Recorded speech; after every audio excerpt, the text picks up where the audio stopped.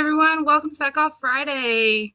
We are so excited to be back this week, guys. We have Jesse and Isabel Ramirez with us. These people have been absolutely amazing to get to know.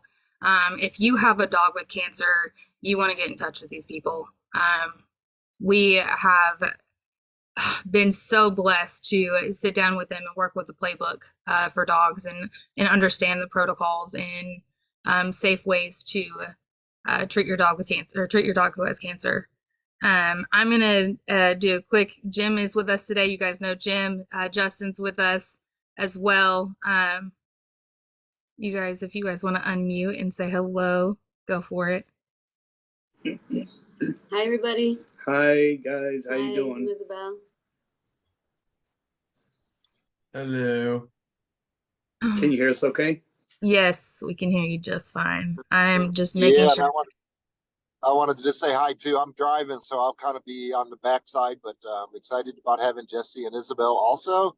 They helped with my dog Kira, so highly recommend them.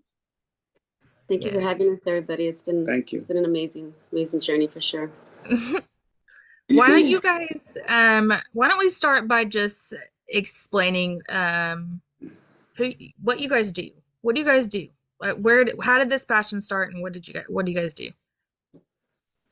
So over 12 years ago now. Well, it's been about 13 years now.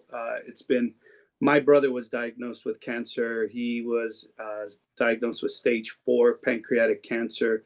And when we found out, this was 13 years ago, there wasn't a lot of cannabis oil talk. There was a little bit about, maybe Rick Simpson oil, stuff like that. But we didn't really know a whole lot about cannabis, but we knew that people were using it to help themselves with different autoimmune disorders like cancer. And so when we first found out, Isabel, actually, she was the one that started looking up. Well, I'd always been a smoker, so I knew, there was some things about cannabis that wasn't truth. So when he got diagnosed with cancer, that was my first go-to, because I've heard stories and I just couldn't put the information down. I just started researching and trying to figure out how we can help him and, eventually help ourselves. But, unfortunately, it didn't work for him. It caught up to him. And about 3 months after he was diagnosed, he passed away from cancer. We never even really had a chance to help him with the cannabis oils. Right. We found some people that were making it up north, like Central California area, and they actually were telling us that they didn't have enough. We had to get 3 months supply. They didn't have even, a week's supply. It was just very difficult back then to find out information, let alone get the medicine, let alone figure out how to use it, And so I think that's kind of where we started everything, right? Yeah, because then I started trying to figure out how to make it ourselves because we couldn't find it. So I was like, well, we can do this. We're already holistic as it was. We owned a supplement shop, so we already knew a lot of things. So we just figured, let's just make it.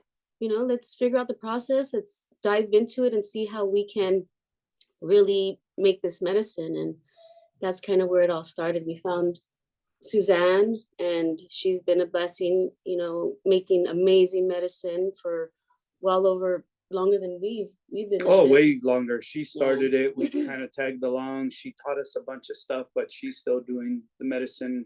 Suzanne over there, Earth Alchemy, Holistic Care. We started out of having a family member being diagnosed with cancer, and then from there, it's kind of like what everybody else deals with. They find out that somebody they love has cancer, and they start doing research, and little by little, they figure some stuff out. And that's, I think, why we started what we started, was because when we first started looking into things and there wasn't anything out there, we thought, man, this kind of sucks, because you don't have much time. You need to find out all the information as fast as possible, but then you have conflicting information. When you go online, there's hundreds of different stories and people's advice and their opinion and how they make medicine versus how you should make it and all that kind of stuff. So it gets very confusing if your brain isn't, you know, focused enough because you're scrambling, you have a lot of anxiety, you're stressing out about your diagnosis or your loved one's diagnosis. So that's why we started what we started. Actually, I was working as a construction manager, building high-rise buildings all over LA and Beverly Hills and San Diego area. And we started getting calls from people. This was after Tino had posted a video that we helped him with his dog that had lymphoma. And little did we know that he had a bunch of followers on Facebook. He posted a video. Next thing I know, I started getting a bunch of phone calls at work. And even my boss was like, hey, man, your employees, they're coming to me asking me, why is the boss man on his phone all the time, not focused on work? And I was like, ooh, this is not good. Yeah. So Jesse, that's the time you should have said, "Back off." Right? I think that's exactly what we said, though, because we decided at that point that we were just going to make medicine somehow and help people as much as we could. And we started coming up with protocols.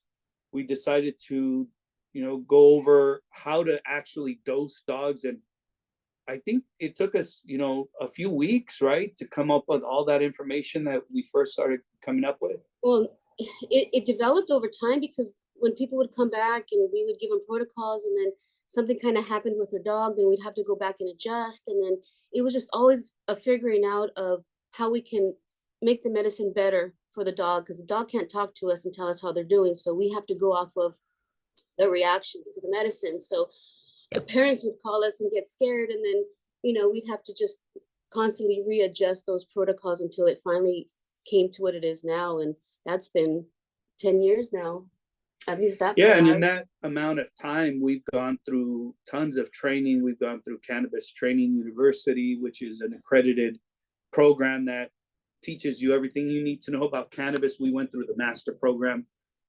We also went through a bunch of healing modalities to learn how to be energy healers. And so the way that we figure out how to help people with their doggies or themselves with their autoimmune disorders, it's all inclusive. You know, there's diet, there's exercise, there's supplements, cannabis oils, obviously. And then from there, the positivity behind it. You know, you need to have a good support group.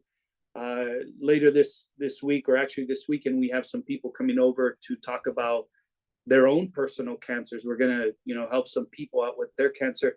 And all of that, I think, needs to happen where we meet with them, we talk with them, go over the protocol, explain to them how we're going to help them. The exchange of energy at that point has to be super positive, you know, and that's kind of where we shine. We always come to the table with a bunch of positivity, so that we can get that person, that client, that you know, whoever needs our help, to start at least believing that what we're going to do. It's like a hug for the soul. Exactly. Yeah, and then just giving them the awareness of, you know, what they really can do to help themselves get better, you know, like diet, exercise, people, I mean, all the things in their life that they need to change, you know, and how that just encompasses everything into their healing. It's a lifestyle. That's also really critical. So like as we're talking about like the cancer dog program, those changes are really critical for the dogs as well. Like you said, diet is a huge factor in cancer. Huge factor. I know that our patient reported outcomes, Justin, you can speak to this. I know our patient reported outcomes suggest that people who change their diet have a seriously increased risk of battling their cancer.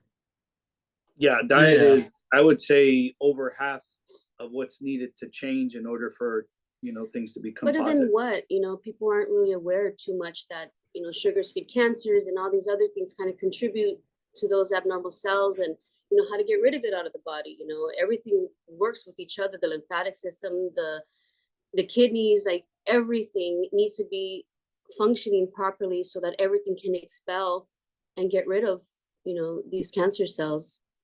So that's just making people aware of, you know.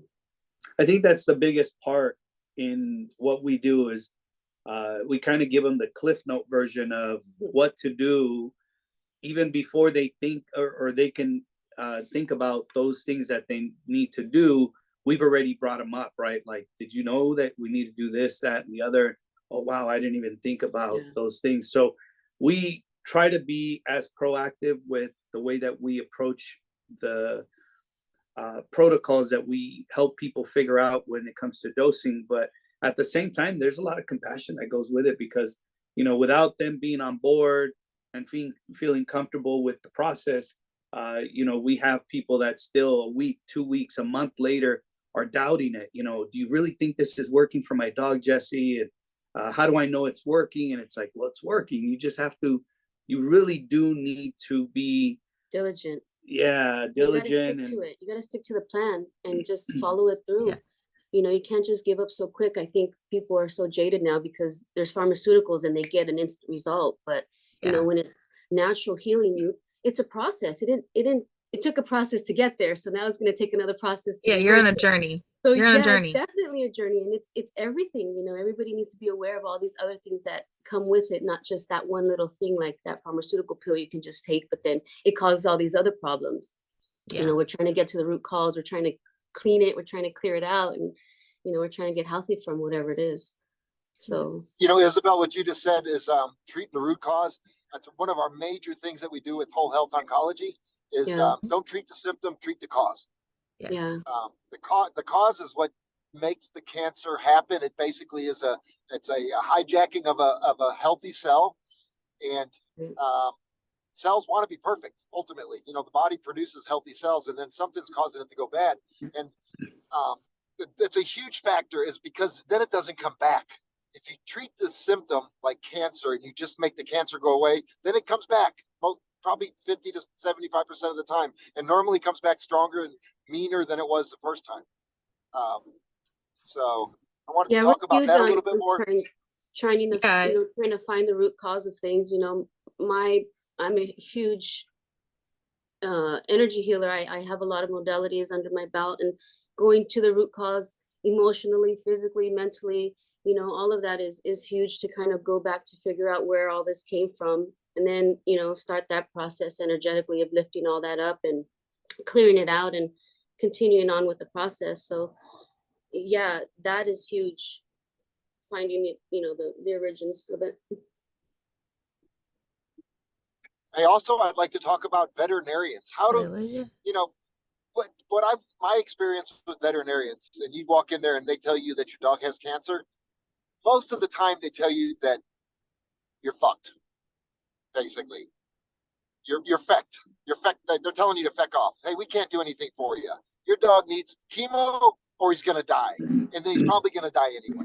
And what do you guys think about what we're dealing with in terms of where most of people go with their animals when they think something's going wrong, and then what happens after the veterinarian gets a hold of them, and where does that go? What is your experience with that? It's gone both ways. Sometimes, Jim, when once we talk to clients that have been through the Western medical system, it's usually at a point where they've had all of their options given to them and they've run out of options. And then they come to us with, hey, my dog has a very little amount of time, supposedly, based on the prognosis that the vet or oncology vet has given them. And what do we do now? So they're panicked. They've got a lot high anxiety. They don't know what to do. They're confused.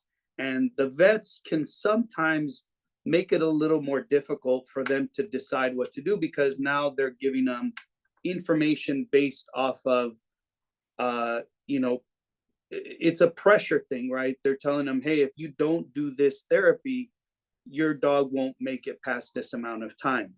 And I think that, to me, it's, you know, I'm not a vet or a doctor, but it's kind of janky when I've heard clients that we've helped tell us that the vet has told them, hey, unless you do chemo, then we can't help you and your dog's going to die in X amount of time. And then they come to us crying, distraught, telling us that their dog's going to die because the vet told them in X amount of time. And then when we talk to them, it's funny, because usually once we talk to them and I start asking them questions about how their dog's doing, and they tell me, hey, like, for example, I'll ask them, well, how's your dog's doing with appetite?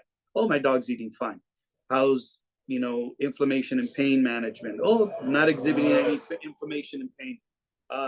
Is he on any prescription? No, haven't started any prescriptions either. So what's the big deal? Well, it's because my vet told me that this type of cancer is just not good and my dog's not going to be around. So I might as well make the tough decision now, which I get it. If you don't want to see your dog go through a decline and suffer and that sort of thing, then obviously it's your decision to make. But when we've helped clients with their dogs in the very beginning, even if the dog hasn't eaten, even if the dog has started to decline, even if they're at stage 3 or 4, we're able to get that dog to feel better right off the bat. They start enjoying life again. They start, cuddling with the parent. They start doing things like if they were puppies. And to me, that is basically everything. If the parent comes to us saying, hey, we want you to help our dog feel better, right off the bat, we're going to do that. But, our goal is always to get the dog into a place where the cancer is no longer detected, which is typically remission. And if we can do that, then to keep the dog or cat or person, whoever, in remission from that point on, it's very easy. So that's always the goal. Obviously, as we get started, when we talk to vets, if they tell the patient's parent, hey, your dog doesn't have much time, you might as well make those stuff, then they come to us, and it makes it a lot tougher for us to then convince them, hey, we don't believe the same thing. We actually believe we could still help your dog, and we still have time, and let's start the protocol. Let's see how your dog feels off of it, and let's monitor day by day. Because I think at some point people forget that it's cancer. It's crazy, because I remember when I was a kid, if somebody was told they had cancer, it was almost definitely always a death sentence. And now we know different, and we've actually seen and have helped people, clients that have had a diagnosis of cancer, and they're living 3, 4, 5, 6, 7, absolutely, many years after the fact. So I know for a fact now, just based off of what we've seen with other people that we've helped, when we hear cancer diagnosis, we don't automatically think, hey, you're done, put your dog to sleep, make decisions now. No, we always say, hey, it's never too late. We can always at least help your dog feel better in the very beginning. And as we get started, no matter what the vet says, even if the vet tells you, hey, we have 2-3 weeks left until your dog won't be around anymore, we usually outlive the prognosis. We get to a point where it's 3 months into the future, the dog's still doing well. They've actually taken the dog back for a checkup, and the vet's like, well, I don't know what you're doing, but whatever it is, keep doing it. And at that point, the parent is like, well, even the vet now is telling us, hey, whatever we're doing, keep doing it. And in a way, they're now condoning the CBD THC protocol without necessarily knowing what we're doing. They just know the results, which I wish, to go full circle, Jim. And what I really wish would happen is that we could have, and I think I've told you this before, some type of a forum or an area where we could explain to different vets of all types, oncology vets, homeopathic vets, holistic vets, of what the benefits are of cannabis. Because regardless if they're restricted in talking about it, at least they cannot be negative about it. And that's what we would love to have happen is, hey, if you don't know what CBD and THC can do for their animals, at least don't say, hey, THC is so harmful it could kill your dog. Or CBD is so bad that, you can cause this and that, the other, which none of it's true, but yet we get all the time, we get people telling us, hey, my vet told me if I give my dog THC, he can die. It's like, whoa, where'd that come from? And it's all misinformation. So now their decision-making has been clouded. They don't have the same ability to decide because they've got misinformation. And what we try to do with your guys' help is get all this misinformation siphoned and figure it out so we can give people accurate, true, real information, real life stuff. And that they can use. that's what the Cancer Dogs program is all about, is teaming up with people like you. And we have some other people that we all have so much passion. I'm over here listening to your guys' story, and Jen's gonna laugh because I always cry. But I've got passion leaking out my eyes over here just listening, because it's I told you he was gonna laugh. I cry almost every time I'm on one of these things.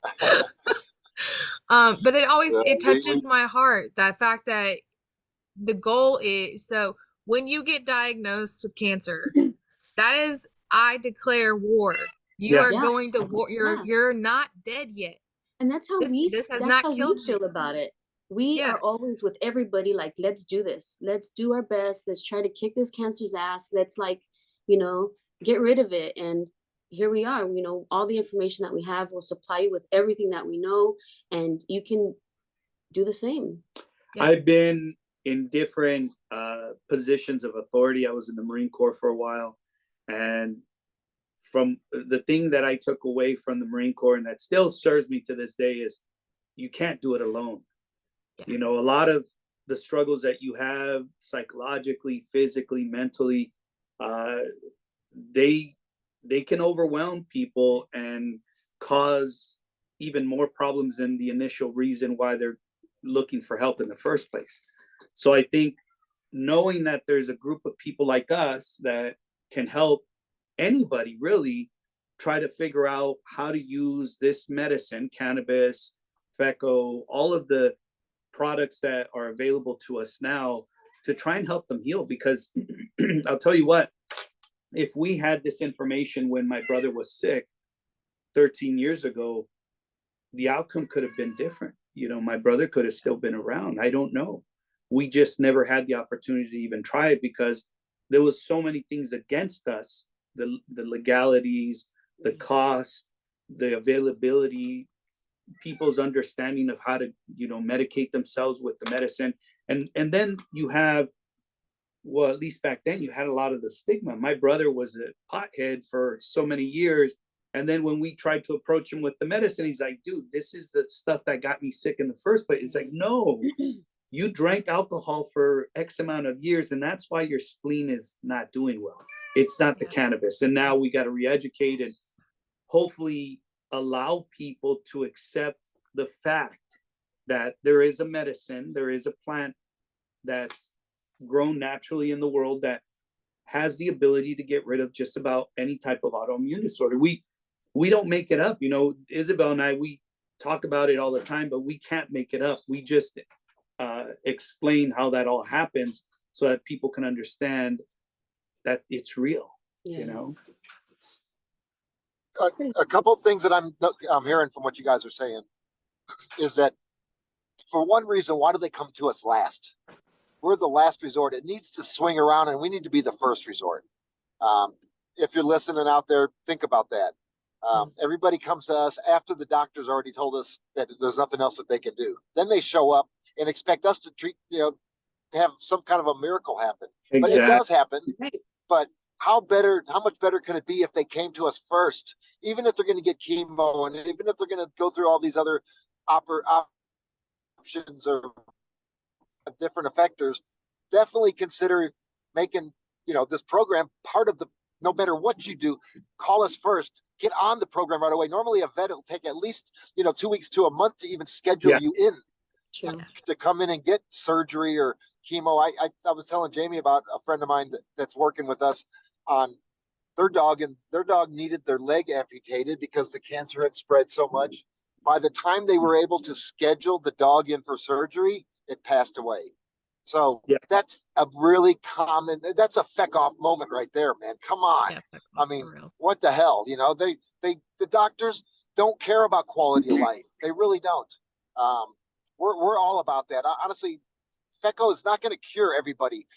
It doesn't cure every cancer, but it works really well on a bunch of them. And it also helps make you healthier and put your body into homeostasis, which allows you to fight the fight better. So that's what our biggest deal is. Increased quality of life. Increased quality of life is huge. Yep. Yeah, it Which takes is, away symptoms, it minimizes exposure.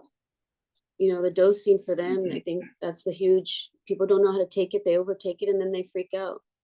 It's a gradual thing that you need to do, and until you can take more of it, and it'll get you to where you need to go instead of getting there faster. I remember seeing my brother in so much pain during his last days before he passed away from pancreatic cancer that I was hoping that there was something, because he was on morphine, Dilaudid, all these different pain meds that he was having put intravenously. He had a morphine pack that he was pressing every 5 minutes for the pain, and nothing helped him. To me, I wanted something to help with the pain because I couldn't stand to see him in that much pain. If nothing else, when we help people, I know for a fact that we help inflammation and pain right off the bat, and the dogs start to feel better. They don't tell us, but they show us. And then we get that confirmation from the parent. Hey, Jesse, guess what? It's only been a couple of days. I just started the medicine, but my doggy's now jumping on the bed, hasn't done that in a couple of weeks to a month, eating the food regularly, going to the bathroom on his own, whatever. And that to me is huge, because if I had that option with my brother, I would have taken it in a heartbeat. I would have given anything to be able to.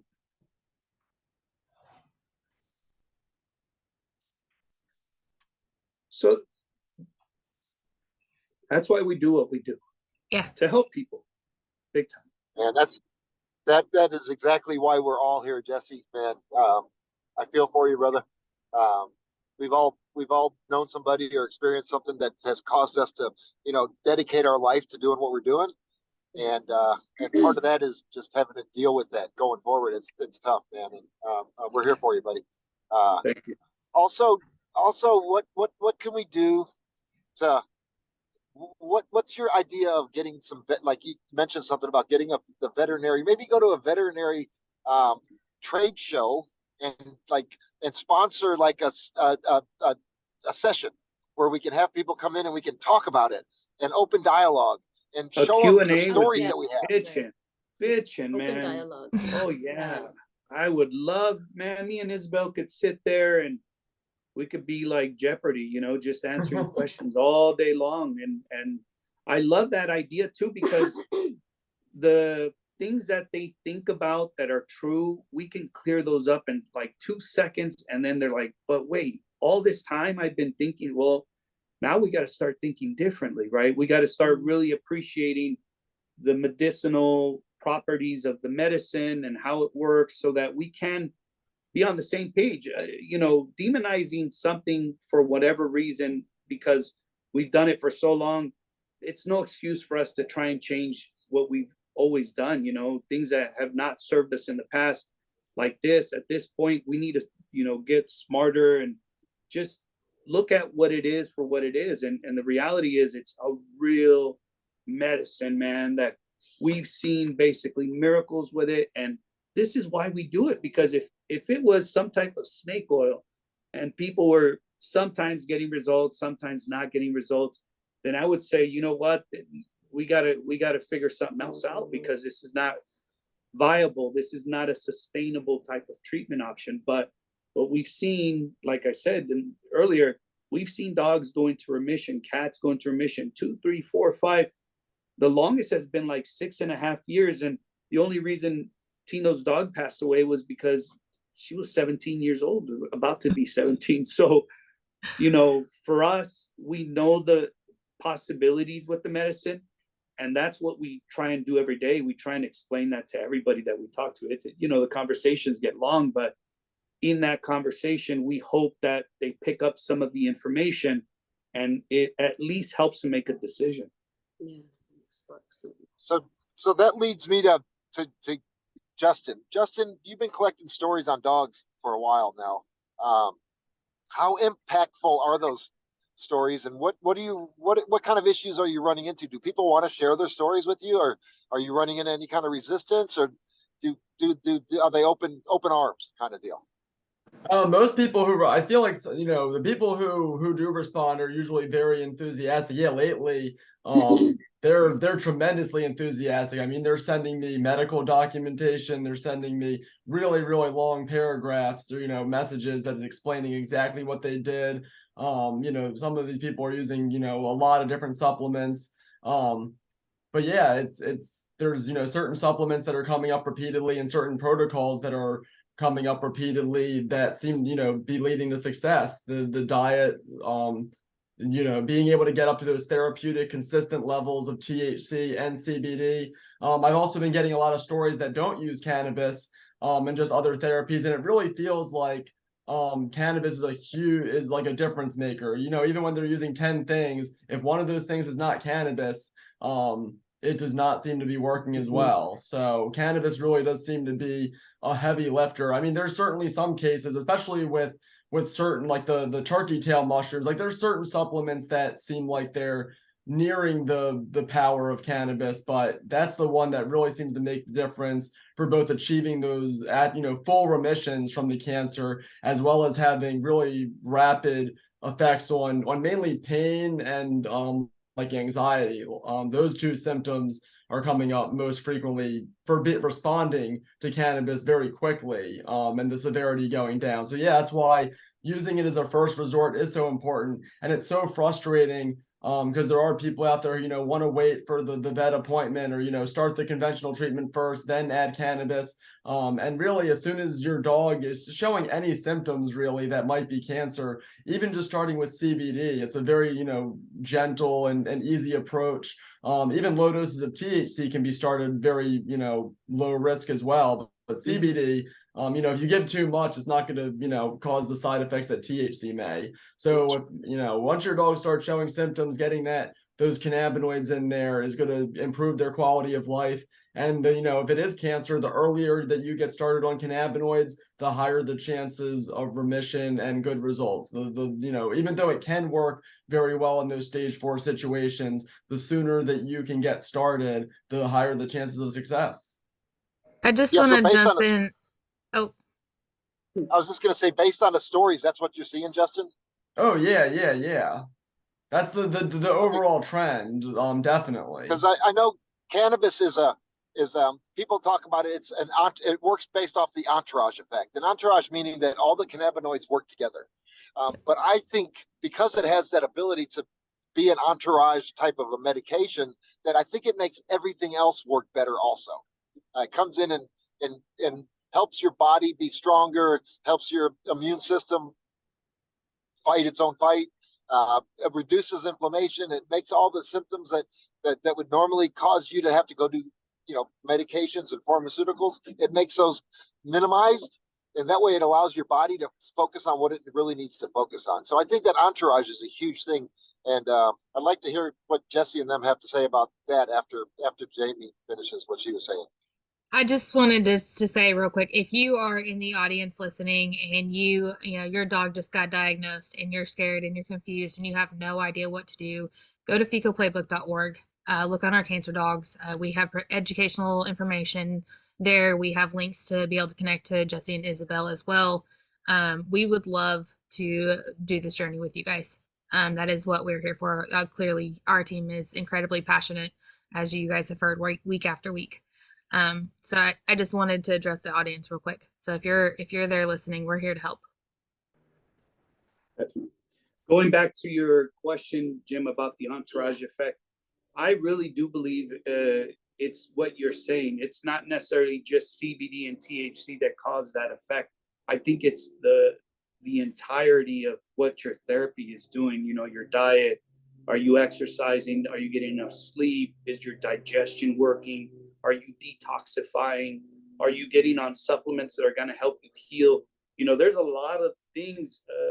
We used to own a vitamin store, and people would come in and ask us on a regular basis, what can I do to look like this picture in the magazine, right? It's a girl or guy that's in super good shape and they want to get to that level of fitness or whatever. Most people that we would talk to, they want to do it, but they don't realize how hard it's going to be. And I always put that back on the people that we're helping. we're not going to do any work. Isabel and I, we don't do any work to help you. We give you information, and then you as a parent towards your loved one, your dog, your cat, or your family member, you're really the caretaker and doing all the work at that point. So the amount of work that people put into having the therapies work makes all the difference in the world.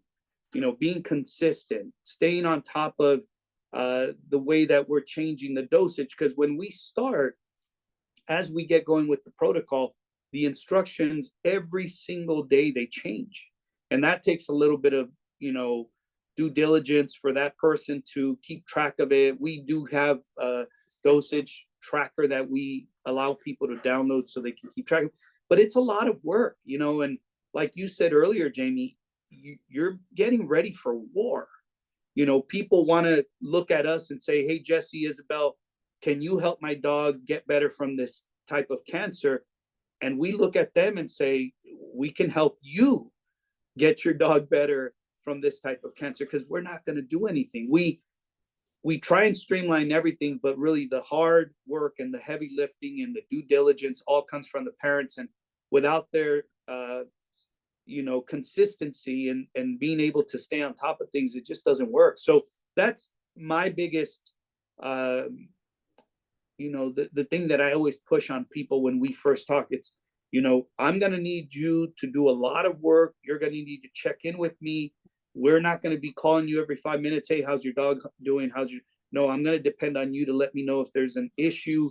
Let me know if you need more instructions. But as soon as you contact us and you let us know that you have questions or need help with anything, we're here. You know, we typically help several, you know, dozens of people throughout the day. But even within all of those people, we're always available to talk to people that need our help. So, you know, if people are thinking whether or not they get a hold of us, you know, it's a long process, it's a lot of work. Look, the conversation that we have is 15, 20 minutes long, but it could make a huge difference in the decision-making process when you decide, am I going to do chemo, radiation? Because we've talked to so many people that we know a lot about what those therapies can do, and we usually give some amount of advice regarding that as well, because we've heard from so many other people. So it's all inclusive. I think the entourage effect includes everything, including Western medicines. You know, if we're still taking some prescriptions to help with inflammation and pain, like tramadol, gabapentin, or stuff for seizures, you know, the Keppras and things like that, then we sometimes will continue to take those therapies while we're waiting for the medicine to start doing what it's supposed to do at the therapeutic amounts. So the way that we adjust for all of that is it's all based off of the results that we're getting, and usually we could see those as we go, so we know exactly what's happening as we do it. A lot of information, sorry. We love it. We Oh, love it. That's great. Perfect. So I think we should somehow, Jamie, Jim, Justin, we should figure out how we can reach a broader audience of vets, because man, if we can get in front of a group of vets, talk to them about at least the positive reasons why we want to use this in conjunction with their therapies. I mean, it's not going to involve stepping on anybody's toes. It's something where we can work together, and at least that way we offer the end user, the client, the customer, the patient, the ability to have more firepower, I guess, or more of the ability to get rid of whatever the situation is. Because, you know, sometimes the vet will tell the person that we're not going to help you anymore because you don't want to use our chemos and our therapies, and they don't help anymore. And then that's why they come to us.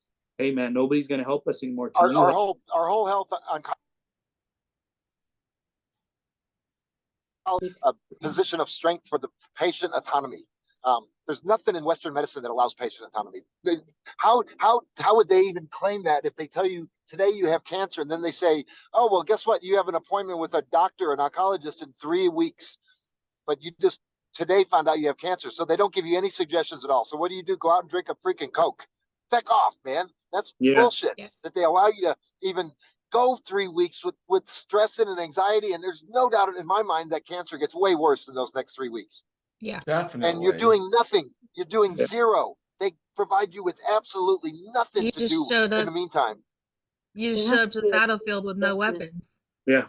a re-education Yeah. for Go to everybody. war and you don't have nothing. We're not giving you Yeah. any tools at all. And we're all about, just like Jesse's saying, the playbook's all about tools and resources. We don't do the work. We've done the work. We collected the patient reported outcomes. We've got the stories. We've got the protocols. We've got the diagnosis, good, bad, and indifferent, based off of thousands of stories that we've handled. And we can help you with, more than anything else, hope.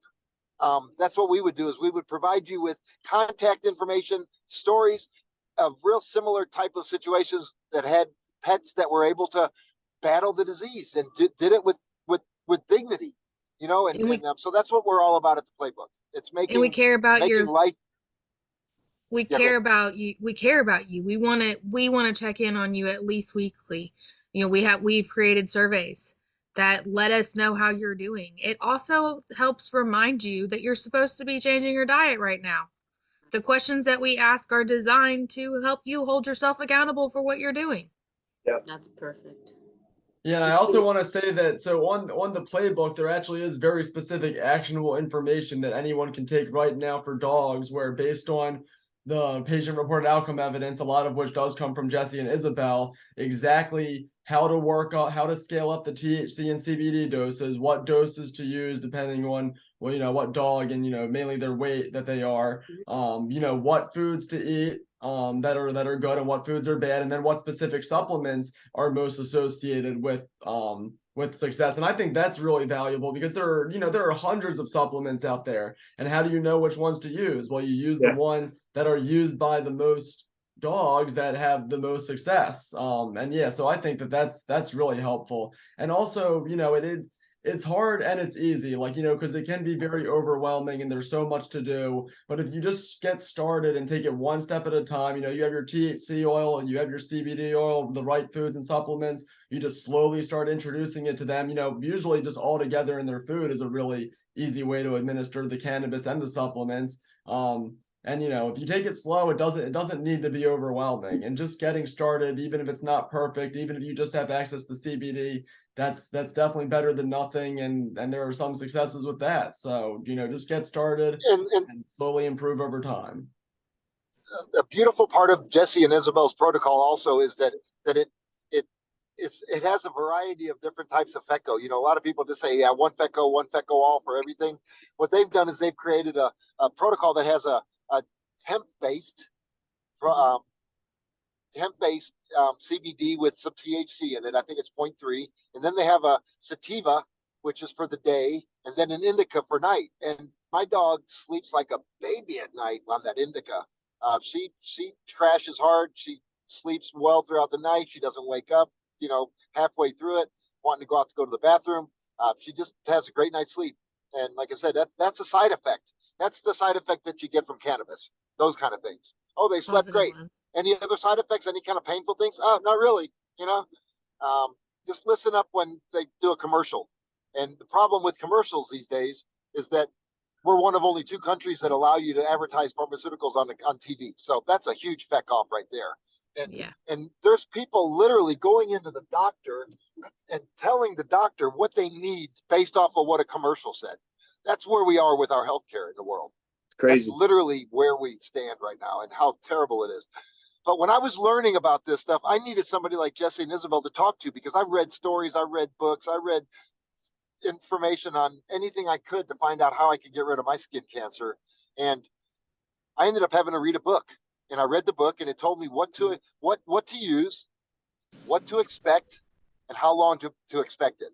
And it happened just like that. It literally made it do what the book said to do. I did exactly like they said, and it worked. And 3 weeks later, my basal cell carcinoma is completely gone. So, but the best thing about having somebody like Isabel and Jesse around is that you can actually talk to them about specific questions that you have and not have to read 1,000 stories. They've already read the 1,000 stories and they've cleaned it up for you. They're ready to help you with things that they know work. So that's a big part of it. One thing I do want to mention to those that are listening to this podcast today, there really isn't a way where you can hurt your dog with the medicines, with cannabis. If you gave your dog even a lot of THC, what'll happen is your dog's going to get a little high and probably feel a little uncomfortable, and from there probably go to sleep, wake up a little hungover. But the danger is not there. There is no fatality or harmful side effect. Usually it's positive. If you are thinking about doing it, don't be afraid. It's very safe to give your animals CBD and THC, and start with just CBD. CBD is non-psychoactive. Even if you get some from cannabis, start with a little bit of that. Go about a week into the future with just CBD. Allow your dog to get used to it, and then introduce THC very gradually, the smallest amount possible, and then build up tolerance over a period of a couple of weeks' time. That's all we do. That's everything that we do right there in a nutshell. The problem is when people start thinking about volumes of oil, milligrams of medicine, pounds of a dog, the type of cancer they have, those variables become very overwhelming. And so that's where we help people out the most, is just trying to decipher a lot of the math problems, right? When you're in elementary school and you have, like, our daughters are going through math right now, and they have these math problems that talk about different situations. Jane has 3 apples, and all of that just confuses people. And what we do is we just help people figure it out so that it's not so confusing. You can now focus on getting the medicine into your dog's system and not worry, properly, and not worrying about whether or not they're going to get high. And then everything else will happen. You're going to notice that your dog feels better. That's going to lift up your spirits. That's going to allow you to see the results as they're happening. And the positive energy exchange at that point allows for your dog and your cat or whoever to become more aware of that, and the healing happens faster. Homeostasis is the biggest thing that we can hope for, but when we see it, it really does make a difference when all of that clicks. Magic happens. Yep. Well, we are coming close to end of time. Hi everybody. I can see you guys in the comments. Thank you. Hi. Jim, do you have any final questions that you want to close this out with? The thing that I want to talk about is the vets a little bit. We're going to be doing a program right now where we're going to be sending pins out to veterinarians across the country, especially in the medical states, that talk about why CBD and THC work. And the biggest obstacle is that you cannot talk to your veterinarian. The veterinarian cannot initiate a conversation with you unless you initiate the conversation. So we're sending out pins to let the veterinarians wear it that say, ask me about CBD. And it's just a prompt. Yeah, we're definitely doing that. And then we're going to also be doing trade shows. So be looking out for us. The number one thing is get your dog, the benefits of what we're doing here in the long run, just make your dog healthier, period. Right? I mean, it's not just fighting the cancer, it's making your dog healthier, putting your dog into homeostasis. It's a beautiful thing. Ditch that kibble. Yep. Don't wait till it's too late. So yeah, that was a long closing statement, but I'm super excited to have you guys on board, and it's an awesome podcast. Thank you. It's always a pleasure having you guys on. I learned so much from you guys, and even on our other projects, I learned so much from you guys. Well, thank you everybody who's tuned in and watched. We will be back next Friday with another Feck Off Friday session. Jesse, are you guys coming back with a guest speaker for next session? Yeah, we can definitely. Yeah, we that's want what to I have thought. Next week we are going to hear a success story. And I'm super excited to hear that. Thank you guys very much. Justin, thank you for always showing up with the facts. Yeah, thank you. Great meeting so today. good about Great podcast. You guys have a blessed day. Thank you guys. Have a great one. Have a great weekend. Thank you. Peace, everyone. Bye. Bye.